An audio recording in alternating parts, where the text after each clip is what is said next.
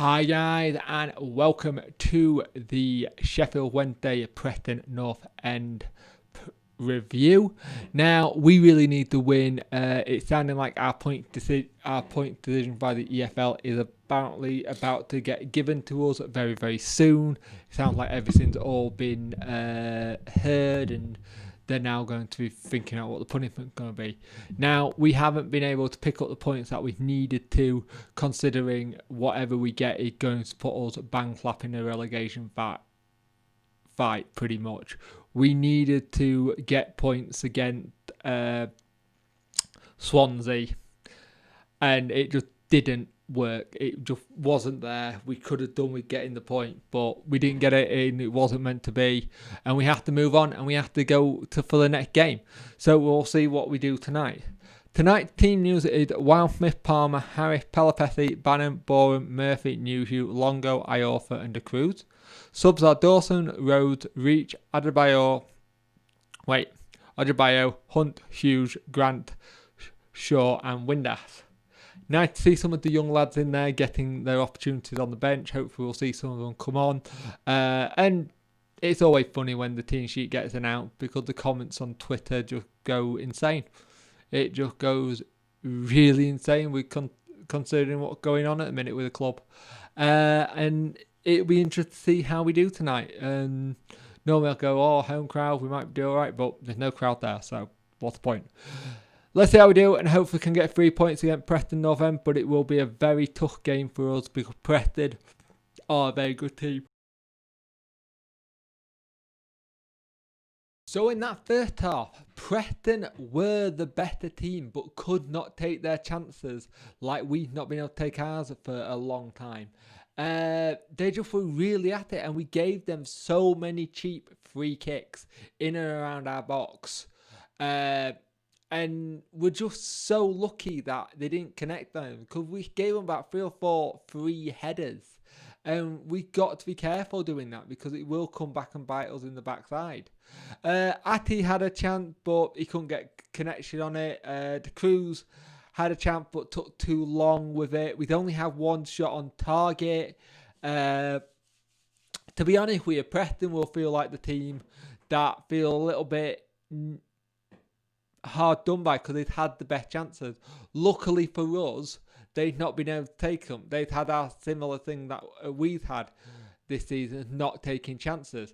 One thing I will say that I hadn't noticed that Wickham wasn't playing or wasn't on the bench in terms of when I read the team news, so I apologise for that. But we're missing kind of a little bit of creative spark. De Cruz is... there's a player there with raw talent, but I don't know if he's a player that I would necessarily want to take the gamble on with what we might have to pay for him if we did. I'm hoping to see Windass in the second half. I think he could make a big difference.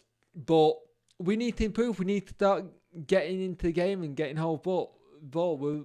We're throwing the ball back to Wildsmith and then we're pumping it long and hoping for flick-ons and stuff. And at times it works, at times it doesn't. But there's nobody trying to make a run to try and act for the ball. You see it in the midfield and they're just getting crowded out by other players. And there's no one just going, ball here, or making space, or making run to make the space. It's so crowded in the midfield and we just keep getting bullied out of it. So at half time, it's 0-0, but to be honest with you, Preston could be at least 3-0 up with some of the chances they had. And they had a glaring chance with a good piece of work by Wildsmith to make himself big. But we've got to be careful because we are living dangerous with how many cheap free kicks we're giving away. So hopefully in the second half we can kind of right that and try and get a goal. But again, it's a case of that we've not created anything properly. And if we have done, we just not managed to get anything on target.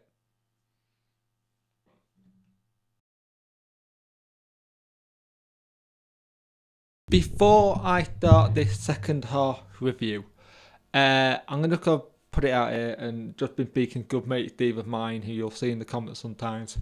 If you do not like my content, don't fucking watch it. Kind of thing. If you don't like it, don't watch it. I'm not forcing you to watch it, but at the same time, don't come out with saying comment to me like you have done. And it's just... if the person who made the comments, they're getting banned after this. I'm done. I've had it up to here. I've been called, am I suffering from brain damage? I've been called drunk. I'm someone with a disability. I do this because I fucking love making content on my football club. If you don't like it, don't fucking watch it. So, back to our scheduled programming. So, in the second half, we tried to get into the game, and we do get the opening goal, and it was a lovely bit of work by Hugh and Murphy, a lovely little flick by Atty to nutmeg the defender to get it to Murphy, and he makes it 1-0. But then Wednesday moments, so I put it that way. They make it 1-0, they change their whole style of play completely, and we did play a lot better in that second half, I've got to admit. But they changed their style of play, they went route one, and from get-go it worked. They made it 1-1. We make it 2-1. Borna headers it in, and it gets disallowed by the linesman. Can't actually see why. The only thing I can think he's done it for is Pellepetti obstructing the keeper on the line, like he was holding him back or changing what his view was. And would you know it, they go up the other end and score. Now, the player who scores did elbow both Borna and Palmer in the face, kind of thing, but doesn't get a yellow card. But Atty jumps in the air near one of their players and gets a yellow card. So, yeah, let's just say he just gets yellow card for being tall. And to round things off, they go and make it 3-1 as well. And it's now not looking good for us, I feel. I feel that with whatever the verdict come from the EFL kind of thing, I'm not 100% sure if we're going to survive this now. This is the first time I've actually thought about it and really gone for it, in a sense. And it's one of those things where I'm now less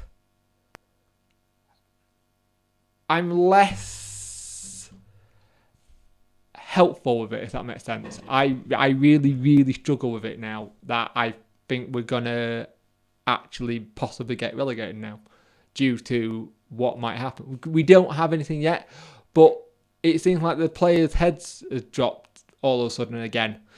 And people are going to blame Monk, and that's fine, you can blame Monk. But like I said to the person who's been replying to me in the comments on my last video, which they won't be there after this, I've got to go and delete him.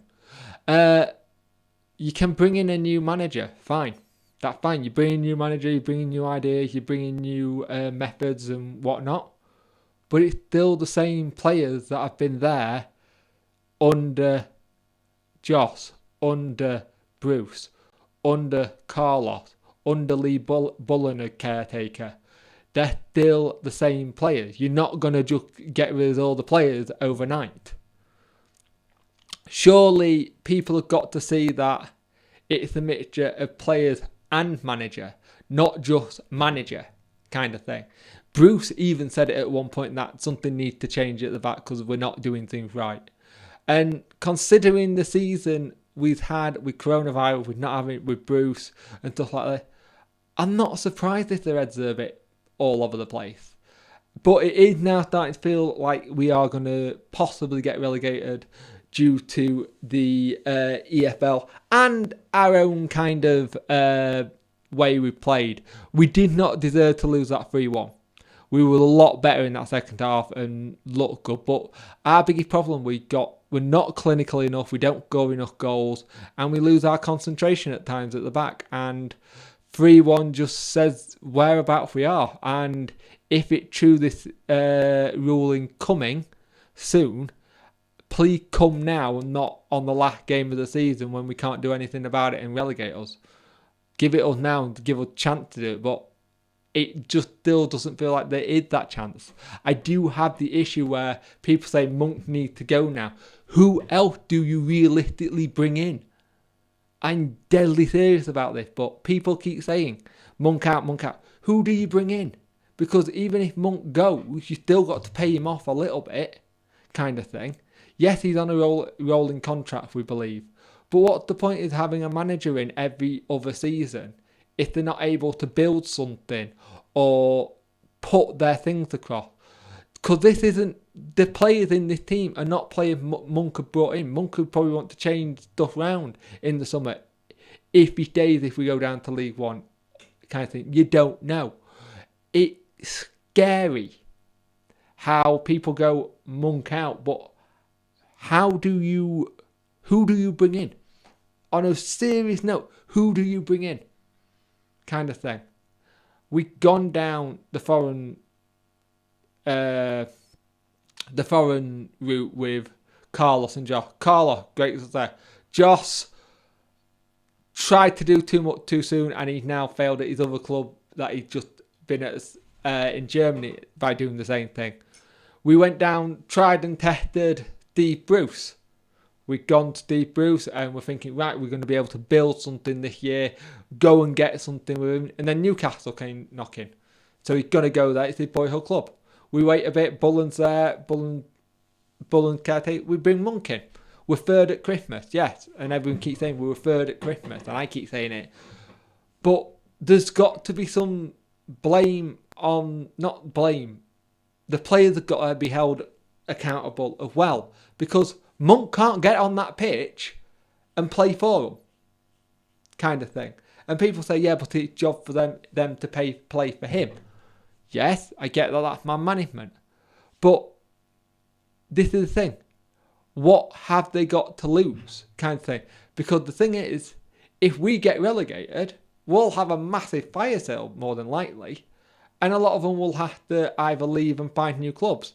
And the problem you've got is, coming with coronavirus, that's going to be very difficult because there's a lot of players right now who don't know what's going to be happening. Kind of thing. They don't know if clubs are going to have the budget to sign big star players or sign with their wages. They may have to go take wage cuts at other clubs. This is the thing I'm saying. It was a crushing defeat for us again. It's another clean sheet not kept. This is going to be the thing that people are going to now turn around and say Westwood should be in net now. Let's get Westwood in for the next couple of games. We need to get a keeper in the summer. And these are young lads that were just going to be thrown, saying they're not good enough to go. We have to give it time. Football, you need to have time to build something, kind of thing. Jurgen Klopp is a great example. I know people go, yeah, but like Premiership money. But he built something. He started there. They weren't great. They were about mid-table-ish. And he got them to where they are now. You have to back people and build things. It doesn't just click overnight. So it's been a crushing defeat for us. And we'll just move on to the next game. But it's now looking like we're now in the hands of the EFL and what happens. Because I feel like the players are just not down, but we just can't. Once we get that goal against us, we then shut off, and that's going to be an issue. So thanks for watching, guys, and I'll say this again. If you don't like my content, don't watch it. I'm not going to have whatever kind of thing. I'm running out of things to say because I'm pissed off. So, yeah. Have a good one, guys.